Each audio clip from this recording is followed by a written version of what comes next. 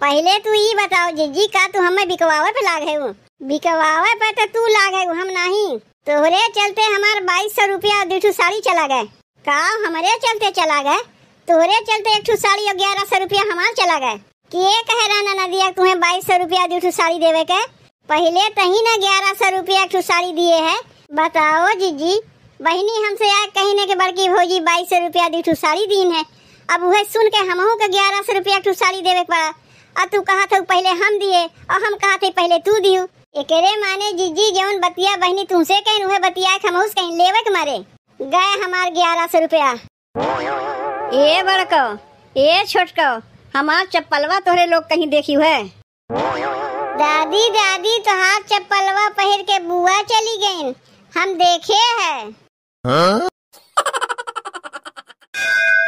करैला से कड़वी हमारे ननदी, करैला से कड़वी हमारे ननदी, पिया बना बोलैबे तोहार बहिनी, पिया बना बोलैबे तोहार बहिनी। अपनी ननदिया के साड़ी ले आए, साड़ी ले आए, साड़ी ले आए, अपनी ननदिया के साड़ी ले आए।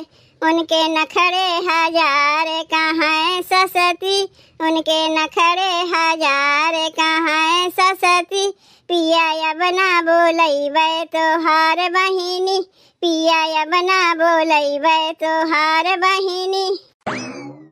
आज हम बहुत खुश है बहिनी, हमारे खुशी ठिकाना ना बा। अब काहे खुश है जानत है बहिनी? यह सब सोचत हुई है कि नवरात्रि आवत बा, यही लिए जीजी बड़ी खुश बाटिन।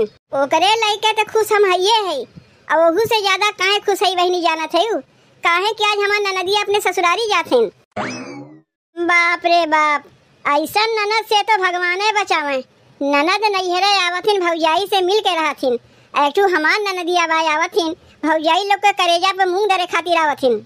आज जात है अपने ससुरारी, चलो उनसे पीछा तो छूटा। ए बड़की भौजी, तू का चाहती हो हम अपने ससुरारिया न जाई? नहीं बहनी, हम काहे चाहिए कि तू अपने ससुरारिया न जाओ। हम तो चाहिए तू अपने ससुरारिया जाओ, अपन घर दुआर संभालो। तो ऐसे ही चली जाई अपने ससुरारिया, तो और कैसे जाइबू बहनी? अरे मोरी माई रे, ई कुल कहाँ लेके जात है बहनी? परात और मिक्सर ग्राइंडर एका लेके जात है अपने ससुरारी।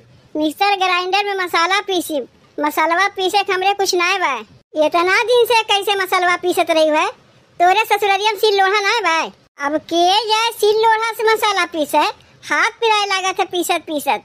मिक्सर ग्राइंडर और घर से जल्दी से मसालवा पिसाई जाई। इतने घर से मसालवा पीसे शौक बात अपने भतारे से कह दो खरीद के लाग दे ने, का नैहरवा से लेके जेबू तबे घर से मसालवा पिसाई। जब नैहरवा में बात का करे खरीदे जाई, तोहरे तो कह के जनी यहाँ कमोइया है, हमरे कई जनी कमोइया है। कह के जनी कमोइया है तेरे माने तू मिक्सर ग्राइंडर वाला लेके चली जेबू। अगर तू लेके चली जेबू तो हम मसालवा के में पीसी बाय ना घर में सिल लोढ़ा, वही पे मसालवा पीस लियो। खाए खाए के दिनों दिन मोटान जाते हो, कौन कही तोहरे जांगन ना बे सिल लोढ़ा पे मसालवा ना पीस पाइबू। हाई परतिया कहाँ लेके जाते हो? इधर तोहरे छोटके भैया के ब्याहवा मिला रहा। परतिया कौने काम में आवत तुम्हें पता ना है? लेके जाते यही में आटा सानी वो का बहनी। आटवा साने के लिए तोहरे ससुरारिया में तू परतियो यसनाए बा। तोहरे बियाहवा में जौन परात लोटा थरिया गगरा बल्टी दिए कुल काब है बेच खाऊ का? जौन अपने छोटके भैया के बियाहवा वाला परतिया लेके जाते हो कुल बा, कौनो बर्तन ना बेचान बा। लेकिन जब नैहरवा से बर्तनवा मिलत बा त अपन ससुरारिया के बर्तनवा काहे वहाँ से जाई? एकरे कहे से ले जाते हो के दीन है तुम्हें? का के करे कहे से ले जाई? बिटिया है यहाँ का, जौन हमार मन कही वह ले जाई। का यहाँ से कुछ ले जा के लिए केहू से हमें पूछे पड़ी? अब ज्यादा देरी न कह के हमार विदैया हमें दे दो। 2200 रुपया और 2 साड़ी लेके जाई अपने ससुरारी। इतना कुल नैहरवा से लूट लाट के लेके जात है, अब बहन विदैया देवे बाकी बा वो 2200 रुपया और 2 साड़ी। छोटकी भौजी 1100 रुपया 1 साड़ी दीन है, और तू बड़ी भौजाई है के 2200 रुपया 2 साड़ी नहीं दे सकती हूँ? के दी से 1100 रुपया 1 साड़ी? छोटकी भौजी दीन है 1100 रुपया 1 साड़ी, आ तू बड़ी भौजाई है के 2200 रुपया दूठू साड़ी नहीं दे सकती हूँ। आ ऊपरा से उनके बियाहे के परतियो लेके जात है। उतना हमरे लगे पैसा ऐसा ना बा, जितना लिया थे वही उतना संतोष करो। दोबारा कहियो आयु तो ले लियो। ते करे माने तू हमें विदैया नहीं देबू। तू चाहिए नहीं करती अपने ससुररिया हम जाई। तुमसे तो विदैया हम ले के रही, और जब तक हमार विदैया देबू नहीं तब तक अपने ससुररिया जाइब नहीं। कैसे छोटकी बिना पूछे 1100 रुपया विदैया दे दीस। बढ़िया ललचहिन बा हमार ननदिया, नैहरवा स्कूल लूट लाट के तब ससुररिया जाई हैं। अरे माई ई कौन आदत है बड़की भौजी के, देखा थे हमार विदैया नहीं देत बा। ए बिट्टी ते हमें जिए देवे कि नहीं, ई कुल कहाँ लेके जाते? परात मिक्सर ग्राइंडर एका लेके जात है अपने ससुररिया। मसाला पीसे के मटवा साने के हमरे कुछ बा नहीं। तोर भाईवा आके परतिया खोजी तो का कही हम कह दिए तोर बहनिया लेके चली गई अपने ससुररिया। का भैया हमें मना कर दिए हम ना ले जाई, लेकिन तय अपने पतोहिया से जा कहो हमार विदैया दे, हमें जाए देरी होत बा। ई लड़की हमें जिए हुए नहीं देई। का रे बिट्टी तो का क्यों देख के कही कि हमार बिटिया है? ऐसा लागत बा कौनो मंगिन के बिटिया है, जौने पावत है तौने उठा के लेके चली जाते। ताहू के क्यों देख के कही कि हमार महतारी है? अरे महतारी चाहिए कि का पाई का अपने बिटिया को उठा के दे देई। इतना जान रख माई, बिटिया बहन के देवे से कहियो नैहर में घटते नहीं, देवे से नहीं घटते, लूट लाट के लेके जाए से तब तो घटबे करी। तो का कौनो कम नहीं दिए है, लेकिन तब है आदत से मजबूर। सोचा थे जब जब नैहरवा आई तब तब कुछ न कुछ लेके जेबे करी। अब की कुछ नहीं पाए, छोटके भाई परतिया मिक्सर ग्राइंडर लेके जाते। अब विदैया बहन बकिए बा, विदैया खातिर मुँह बाय बैठी है। औरो घर में बिटिया है जौन जे विदैया में दे देथिन लेके चली जाथिन। और एक ठू तय है जब जब नैहरवा आवे तब तक कुछ न कुछ लूट लाट के लेके जेबे। अम्मा देखा थे अपने बिटिया के एक ठू मिक्सर ग्राइंडर नहीं छोड़ा थे लेके चली जाते के में हम मसलवा पीसी। ए बड़की दुल्हन हम तो खुदे अपने बिटिया से परेशान है। का कही हो के कहे बिटिया कोर से बोले के भाई सास पतो एक हो गए। देख बिट्टी पतोहिए हमरे कामे आई ते हमरे कामे ना आईबे। वह तो हमहू कहा थी के कहे बिटिया पूछे के भाई सास पतो सब एक हो गए। देख माई तोरे लोग से हम ज्यादा हुरतुज नहीं करे चाहिए। बड़की भौजी से हमार विदैया दिया दे हम चली जाई। छोट भौजाई हो के हमें 1100 रुपया एक साड़ी दीन है। आई बड़ी भौजाई हो के 2 साड़ी या 2200 रुपया नहीं दे सकती। तब जाओ बड़को, छोटकी बिना केहू से पूछे 1100 रुपया एक साड़ी दे दिए बा, तो तू जाओ दे दो एक, नहीं तो जाए वाली बाय नहीं। तब ठीक बा अम्मा, जब तू कहा था उस बहनी की विदैया हम दे देते। बहनी के जा दे, ओकरे बाद छोटकी से पूछब वो कैसे अपने आप के मलकिन बन गए बिना के पूछे उसे विदैया दे दीस। दे देते विदैया, पैसा का पिचासे है एकदम। इतना अच्छे घर में ब्याह कराए गए तब वो मांगे जांचे का दतिया गए ना इनका। बाप रे बाप, मसालावा पीसत पीसत तो हमार हालत खराब हो गए। पता नहीं जिज्जी मशीनिया कहाँ उठा के धे दीन, बहुत हेरे मिलबे नहीं किया। एक तो वैसे खानवा बनावे माई देरी भैया, ऊपरा से मशीनिया जिज्जी पता नहीं कहाँ उठा के धे दीन। यही से इनके ऊपर रिस लागत है। कौनो समनवा जो सहेज के रखतीन कुल समनवा हर बार कह के रख देंगे। हेरा करो, आदत बहुत खराब है जीजी के। अरे जहाँ से उठाओ काम हो जाए फिर ले जाए कहीं दे आओ ताकि हेरे से मिल जाए।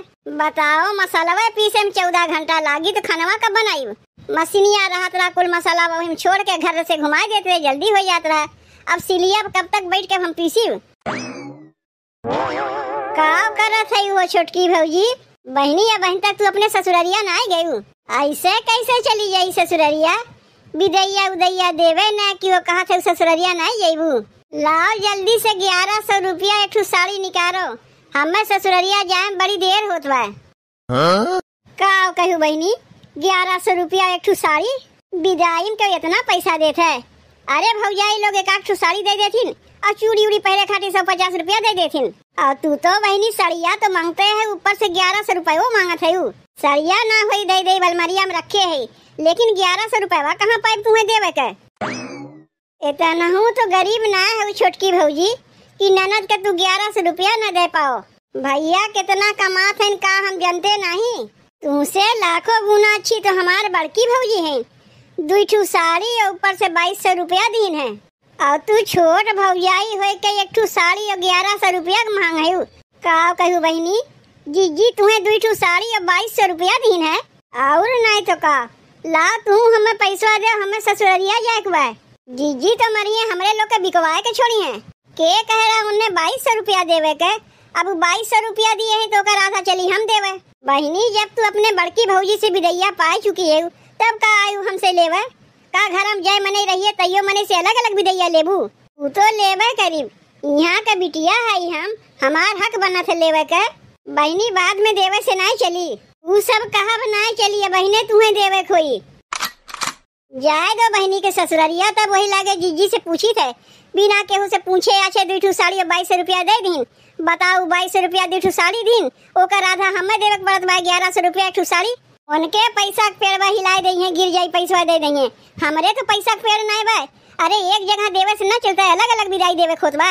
लइके जल्दी आओ ससुररिया जाए, हमें देरी होत बा।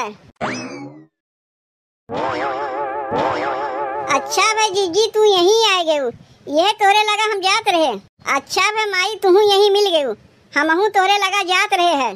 पहले तू ये बताओ जीजी का तू हमें बिकवावे पे लाग है?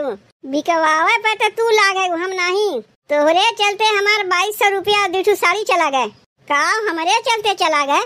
तोरे चलते 1 साड़ी और 1100 रुपया हमार चला गए। के कह रहा ना दिया तुम्हें 2200 रुपया 2 साड़ी देवे के? आके हमहू से 1100 रुपया 1 साड़ी लेके चली गई। पहले तही ना 1100 रुपया 1 साड़ी दिए है, तब ना हमें देवे पड़ा। बिना केहू से पूछे अच्छे 1 साड़ी और 1100 रुपया उठा के दे दू बहनी के। एक में देवे से न चलता है, अलग अलग विदैया देव जरूरी रहा। तू दी है यही से हमें देवे पड़ा है, कौनो आगे हम नहीं दिए हैं। चल के अम्मा से पूछाई कि के आगे दी से, और ऊपरा से अपने बियाहवा परतिया मसलवा पीसे वाला मशीनिया उठा के दे दियो। का मसलवा पीसे वाला मशीनिया हमार परतिया उठा के लेके चली गई बहनी। अरे मोरी माई रे, ई तो घर लुटनी ननद हईन, तब तो मशीनिया इतना हेर ना कहीं मिलवे नहीं किया। बताओ जीजी बहनी हमसे आए कहने के बड़की भौजी 2200 रुपया 2 साड़ी दीन है। अब वह सुन के हमहू के 1100 रुपया 1 साड़ी देवे पड़ा। अब तू कहा था पहले हम दिए और हम कहा थे पहले तू दियो। एकरे माने जीजी जौन बतिया बहनी तुमसे कहीं उहे बतिया हमहू कहीं लेवे के मारे गए हमार 1100 रुपया। अरे छोटकी तोर तो खाली 1100 रुपया 1 साड़ी गए, अरे हमार तो 2200 रुपया 2 साड़ी चला गए। ए बड़को ए छोटको, हमार चप्पलवा तोहरे लोग कहीं देखी है? पूरा घरा हेर न कहीं मिलते न बा। दादी दादी तोहार चप्पलवा पहन के बुआ चली गई, हम देखे है।